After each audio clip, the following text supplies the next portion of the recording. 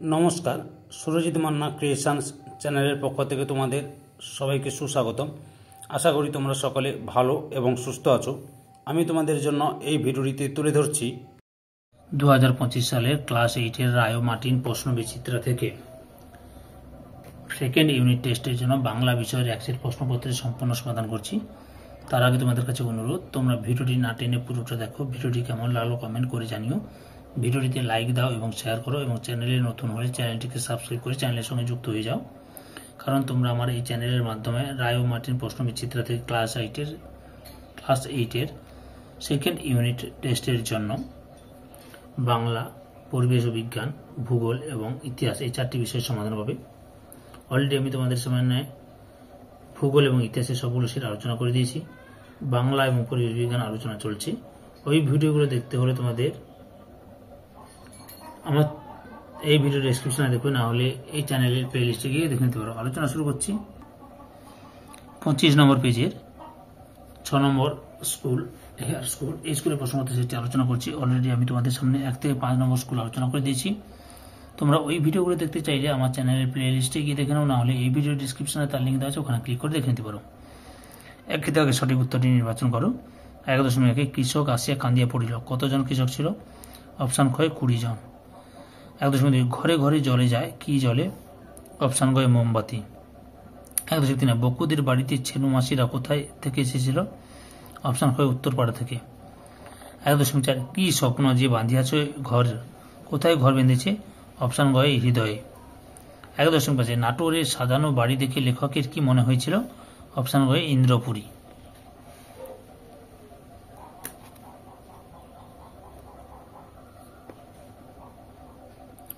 দুয়ের দাগে কম বেশি 20 শব্দে নিচের প্রশ্নগুলির উত্তর দাও। 2.1 রমেশ অবাক হইয়া কহিল। রমেশের অবাক হওয়ার কারণ কি? উত্তরটি লেখো। ছোটবাবু এ যাত্রা রক্ষে করুন। আপনি না বাঁচালে ছেলেপুলেদের হাত ধরে পথে ভিক্ষে করতে হবে। তাহলে কি বললাম? ছোটবাবু এ যাত্রা রক্ষে করুন, আপনি না বাঁচালে ছেলেপুলেদের হাত ধরে পথে ভিক্ষে করতে হবে। 2.2 রমা তেমনি মৃদুভাবেই জবাব দিল। রমা কি জবাব দিয়েছিল? নিজের ক্ষতি করতে পারিনি বলে যদি নিষ্ঠুর হই, না হয় তাই।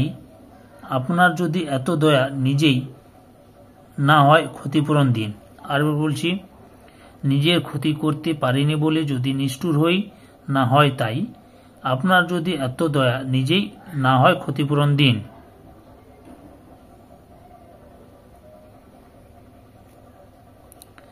2.3 বাড়ি ফিরিয়া সারা রাত্রি তার ঘুম হইল না।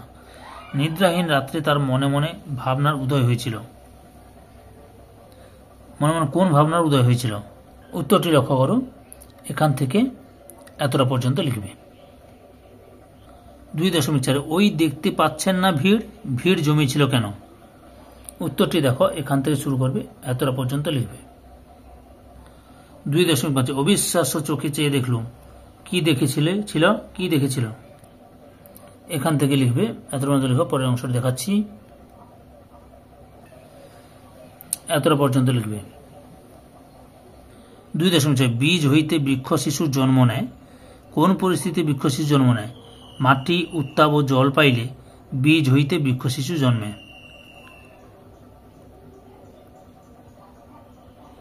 2.7 সব পথে ঘুরেছি বিথাই রে। কে কোথায় ঘুরেছে? কে না হাওয়া। কোথায় কোথায় ঘুরেছে? সারা পৃথিবীতে ঘুরে বেড়ায়। 2.8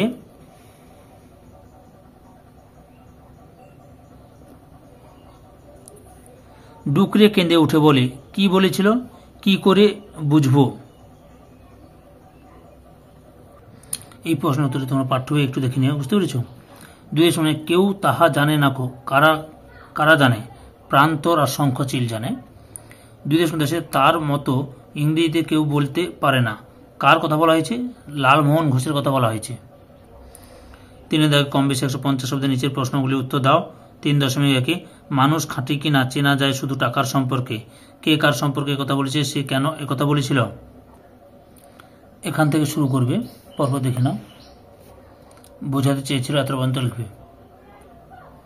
অথবা কি করে বুঝবো আসলে কি করতে হবে, আসলে কি করা উচিত তোমার মনে হয়,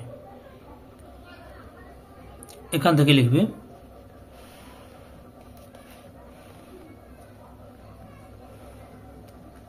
এতটা পর্যন্ত।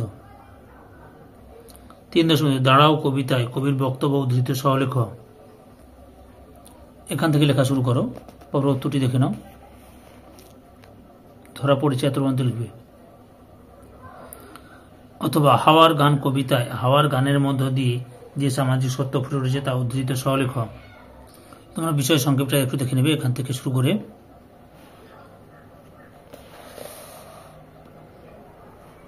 এতটা পর্যন্ত লিখবে। 3.3 অপু দুর্গার প্রথমবার রেলের রাস্তা দেখতে যাওয়ার অভিজ্ঞতা বর্ণনা করো। এখান থেকে লেখা শুরু করো, পরপর দেখে নাও।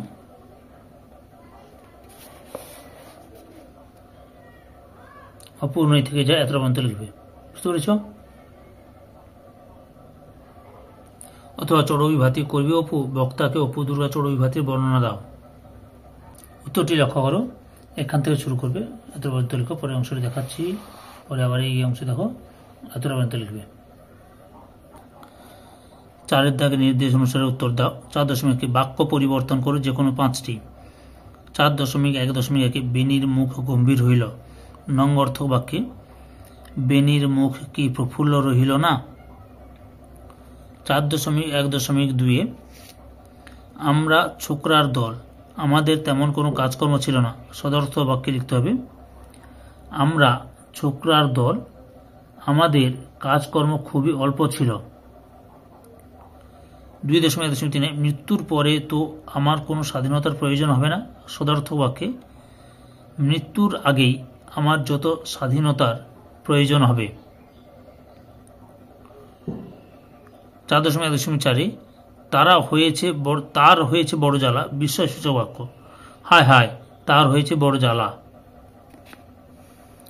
4.1.5 মা বলল আমরা কি অত জানতুম বাছা। নির্দেশক বাক্য মা বললেন আমরা অত জানতাম না।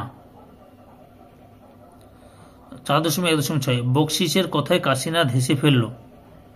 নং অর্থ বাক্যে বকশিসের কথায় কাশীনাথ না হেসে পারল না। এবারে 4.2 বাক্যে প্রয়োগ দেখা যে কোনো 5টি।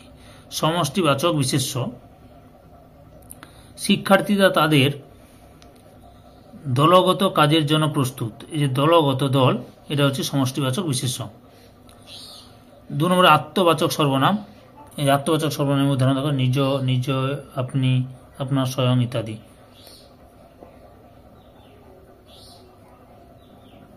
লিখবে আপনি খাবার খেতে গেলেন না। বুঝতে পেরেছ? একটা বাক্য লিখে দিবে আপনি দিয়ে। পরোক্ষ বোধক নির্দেশক সর্বনাম, এই যে লেখো ও, ওটা, উনি ইত্যাদি। বুঝতে পেরেছ? বিশেষণের বিশেষণ প্রচণ্ড দ্রুত বেগে লোকটি দৌড়াচ্ছে, যে প্রচণ্ড, খুব ভালো জামা, খুব, এগুলো হচ্ছে বিশেষণের বিশেষণ।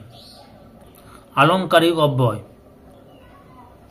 আমি তো সেসব শুনিনি। এই যে তো, সে সৎ বটে, বটে, তুমি এখনো যাওনি যে, কি ব্যাপার, যে, এগুলো হচ্ছে আলংকারিক অব্যয়। সংযোজক অব্যয় যদি বৃষ্টি হয় তবে আমি যাব না। যে যদি, এটা হচ্ছে অলঙ্কারের সংযোজক অব্যয়। বুঝতে পেরেছ? 4.3 এক শব্দকে একাধিক অর্থে প্রয়োগ করো। যেমন 4.3 হাত শব্দটি একাধিক অর্থে ব্যবহার করে 3টি বাক্য লেখো। উত্তরটি দেখে নাও। তোমার হাতের লেখা খুব সুন্দর। এখানে হাত মানে লেখার ক্ষমতা বা দক্ষতা। 2 নম্বরে সে আমার হাত ধরেছিল। এখানে হাত মানে শরীরের অঙ্গ। 3 নম্বরে এই কাজের জন্য তার হাত আছে। এখানে হাত মানে প্রভাব বা ক্ষমতা। 4.3.2 পাকা শব্দটি একাধিক অর্থে ব্যবহার করে 2টি বাক্য লেখো। উত্তরটি দেখে না। 1 নম্বরে পাকা বন্দোবস্ত, শিক্ষক পরীক্ষার জন্য পাকা বন্দোবস্ত করে রেখেছেন। অর্থাৎ পাকা অর্থাৎ এখানে স্থায়ী। পাকা কথা অর্থাৎ শেষ সিদ্ধান্ত, স্যার পরীক্ষার জন্য পাকা কথা নিয়েছে। ইচড়ে পাকা মানে অকালপক্ষ। ইচড়ে পাকা বাচ্চাদের কেউ পছন্দ করে না। সম্পূর্ণ ভিডিওটি দেখে আমার চ্যানেলের পাশে থাকার জন্য তোমাদের সবাইকে অসংখ্য অসংখ্য ধন্যবাদ।